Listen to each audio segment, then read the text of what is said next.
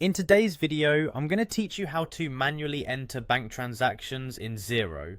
Whether you're a small business owner or an accountant, managing bank transactions efficiently in Xero is an essential skill. Let's dive in and make this process as smooth as possible. First, you need to log into your Xero account, open your preferred web browser and navigate to the Xero website. Once there, click on the login button at the top right corner of the page. You'll be prompted to enter your email and password. Go ahead and fill in those details.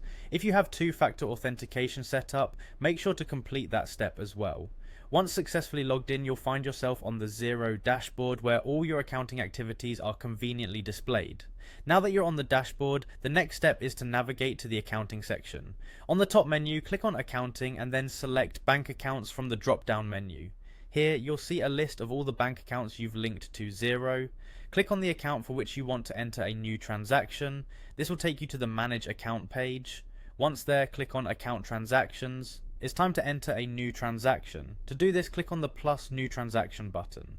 A form will appear where you can enter the transaction details. Accurate data entry is key here, so make sure all the information you provide is correct. Fill in the date of the transaction, select the type, e.g. spend or receive money, and enter the amount.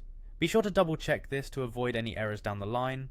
Don't forget to fill in the reference box. This could be anything from an invoice number to a brief description of the transaction, which will help you and your team easily identify this transaction later on.